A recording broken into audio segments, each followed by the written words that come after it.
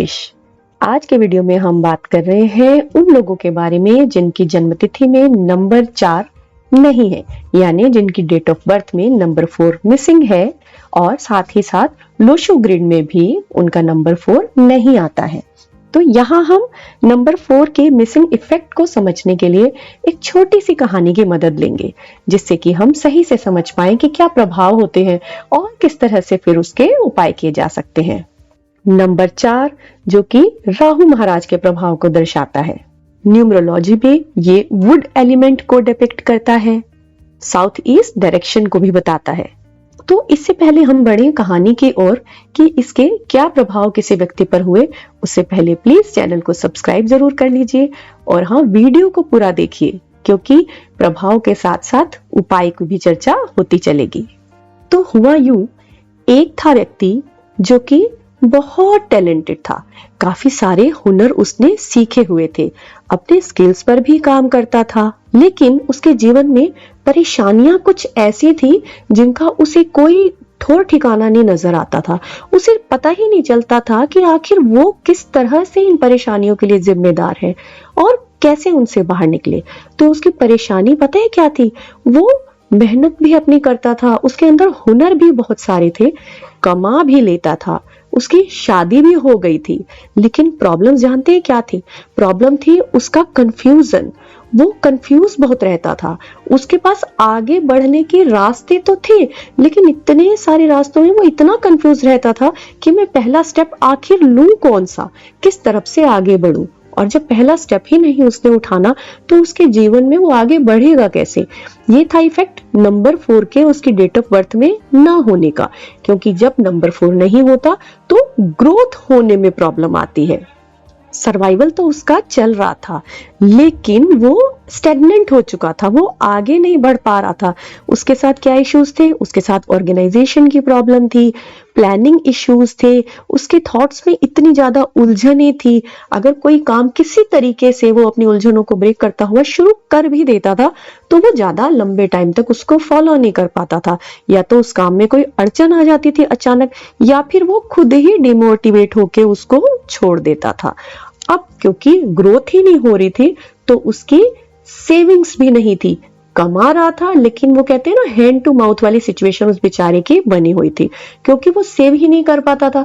ऐसा भी नहीं था कि वो बहुत फालतू इधर उधर खर्च करे, क्योंकि वो उलझनों में ही उलझा रहता था, तो कहीं बहुत ज्यादा ऐसा नहीं है कि वो अपने धन को उड़ाता था, लेकिन कुछ ना कुछ ऐसी परेशानियां उसके जीवन में आती थी कि जो भी वो बचाता था बहुत ज्यादा अपने हार्ड वर्क और अपने हार्ड कंट्रोल के बाद वो उसकी सारी सेविंग्स खर्च हो जाती थी।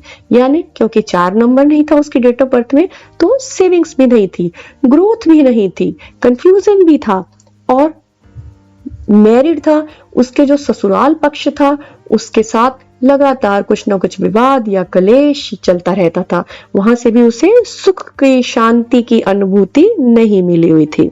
इतने सारे हुनर उसने अपने अंदर धारण किए हुए थे, लेकिन उनको फॉलो करने के लिए, उनको आगे बढ़ाने के लिए उसका ना एक अनुशासन नहीं बन पाता था। कहते हैं ना, एक अच्छा सा रूटीन बना के डिसिप्लिन से उसको वो फॉलो ही नहीं करता था। और अब तो वो इतना डरने लगा था कि कोई नया चैलेंज लेने से, नई इनोवेशन करने से, नया कुछ ट्राई करने से वो बहुत ज्यादा बचता था।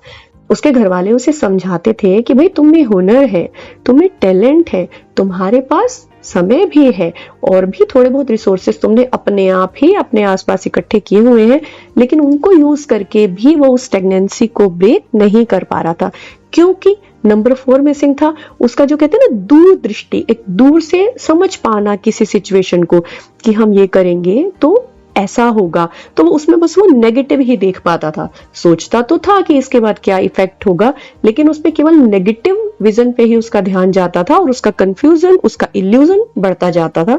उसकी इंट्यूशन सही से काम नहीं कर रही थी, यानी डिसिप्लिन नहीं था। जो चीज आगे बढ़ने के लिए चाहिए, कंसिस्टेंट एफर्ट्स चाहिए, कंसिस्टेंट वर्क चाहिए, उसमें ब्रेक या तो कुछ ऐसी स्थितियां होती थी कि खुद ही ब्रेक लग जाता था, और खुद उसकी मन स्थिति भी ऐसी होती थी कि उस किसी भी काम पर वो बहुत ज्यादा लगातार लंबे टाइम तक फोकस नहीं कर पा रहा था, क्योंकि मैनेजमेंट सही ढंग से नहीं होती थी।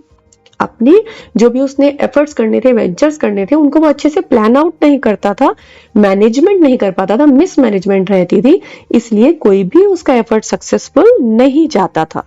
अब एक और क्या सिचुएशन आती थी कि घर में जैसे उसने अपने पैसा, अपना धन बचा के रखा है, लेकिन कोई ना कोई सामान उसका घर में खराब हो जाएगा, कोई ना कोई गैजेट्स खराब हो जाएंगे। आजकल के समय में तो इतने गैजेट पर ही सभी की लाइफ इतनी डिपेंड होती है कि कहीं फोन है, कहीं और गैजेट्स हैं, कंप्यूटर्स हैं, लैपटॉप्स हैं, टीवी है, बिजली के इतने सारे इंस्ट्रूमेंट्स घर में होते हैं कि कभी ना कभी कोई ना कोई लगातार खराब बनता रहता था, और वो अपना पैसा और अपना टाइम, अपना एफर्ट्स, अपनी सारी एनर्जी उनको ठीक कराने में लगाता रहता था, यानी बार बार खराब होना।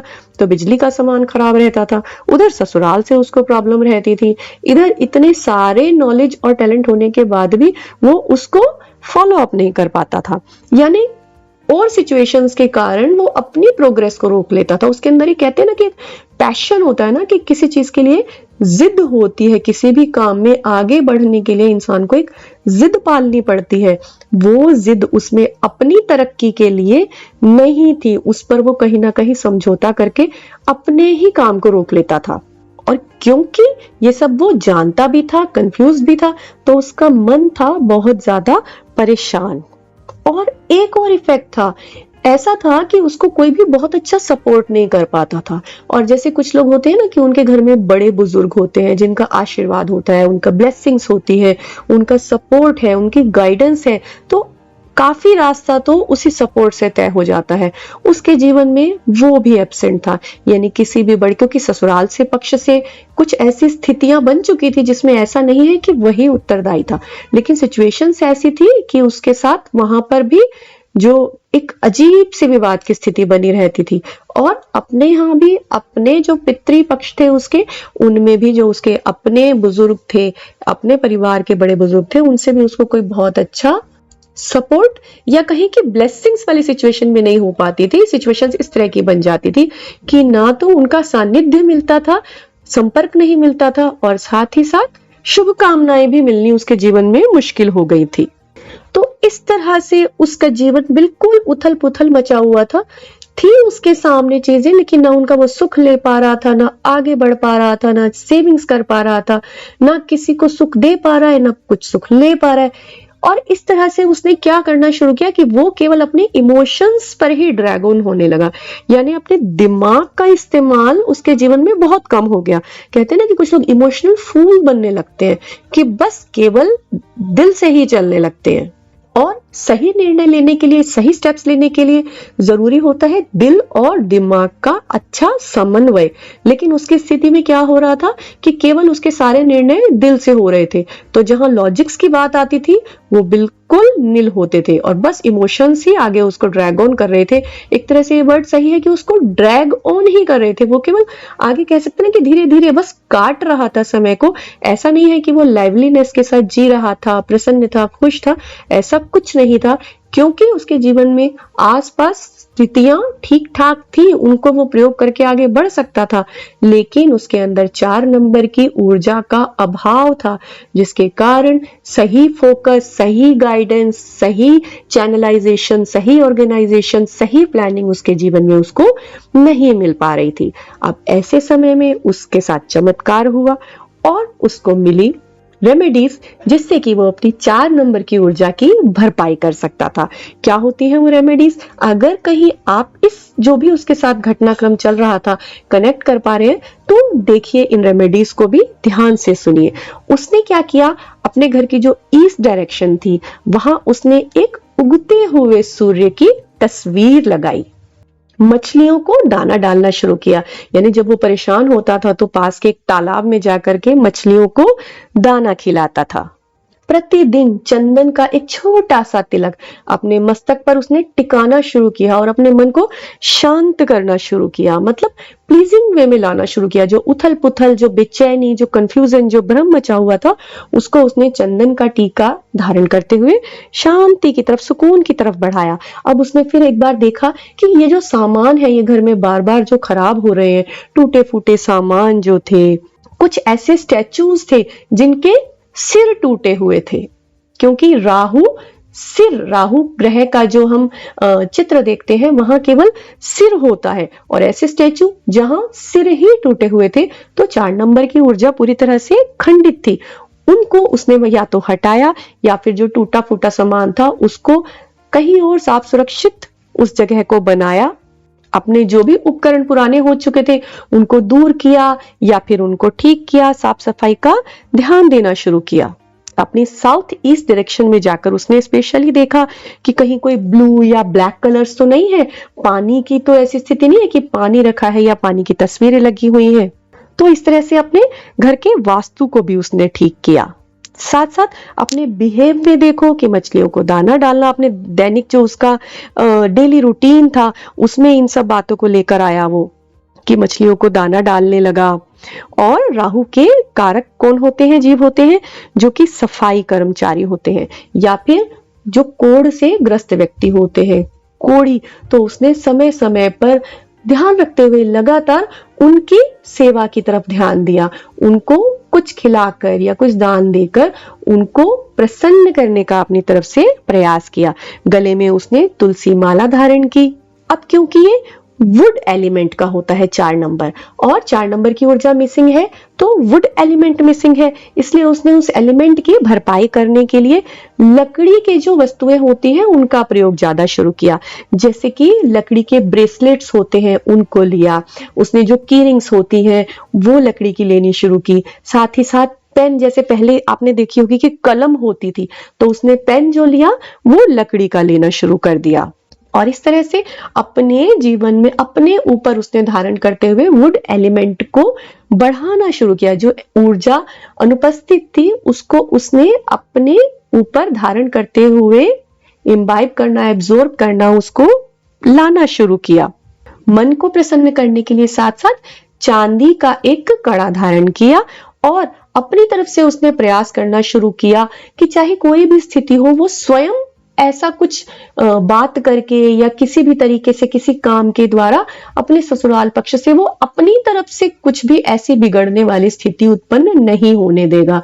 यदि एक तरफ से भी रुक जाए तो कहते हैं ना, ताली दोनों हाथों से बजती है, तो जो झगड़ा होता है वो भी तो दोनों तरफ से ही क्रिएट होता है ना। बेशक हम इसको जस्टिफाई करते हैं लोग कि भाई उन्होंने गलती की थी, बेशक गलती किसी ने की थी, लेकिन अगर एक रुक जाए तो वो झगड़ा आगे बढ़ने से रुक सकता है। तो उसने प्रयास करना शुरू किया कि उसकी तरफ से कोई विवाद की स्थिति उत्पन्न ना हो और धीरे धीरे धीरे रिलेशंस को स्मूथनेस की तरफ बढ़ाना शुरू कर दिया। प्रतिदिन मां सरस्वती को प्रणाम करना शुरू किया, उन पर नीला फूल अर्पण करके उनको प्रसन्न किया, और उसके बाद तो उसने 5 मुखी रुद्राक्ष भी धारण कर लिया, जिससे कि उसके जीवन में और भी सुकून आने लगा। अब उसने नोटिस किया कि धीरे धीरे जो उसकी परेशानी थी, जो कंफ्यूजन्स थे, जो भ्रम थे, अब वो बढ़ने लगे थे किस ओर?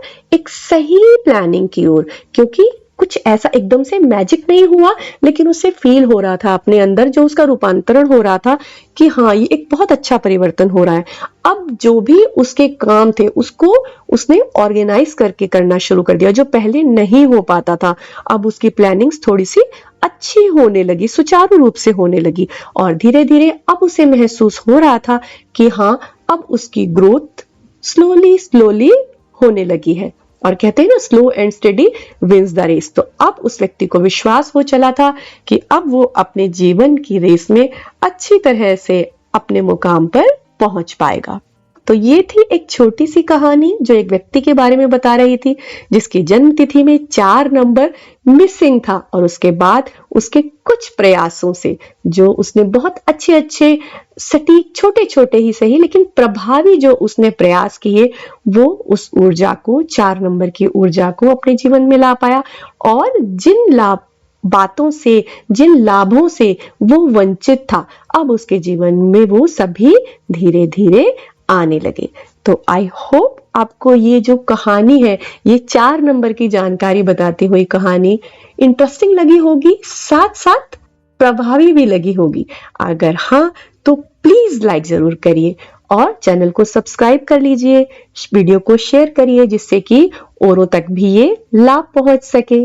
चैनल को सब्सक्राइब करेंगे तो नोटिफिकेशन बेल को भी ऑन कर लीजिए इसी तरह के और वीडियोस को देखने के लिए। आप कमेंट्स में शेयर कर सकते हैं कि क्या आप किसी ऐसे व्यक्ति को जानते हैं जो कि 4 नंबर की ऊर्जा को मिस करता है, यानी जिसकी डेट ऑफ बर्थ में 4 मिसिंग है। वो जो भी व्यक्ति है, आप टैली करके देखिए कि क्या इस तरह की कुछ इंसिडेंट्स उसके साथ भी हैं। अगर ये कहीं रेजोनेट करता है तो कमेंट्स में जरूर शेयर करिए। अभी के लिए इतना ही। Thanks for watching. नमस्कार।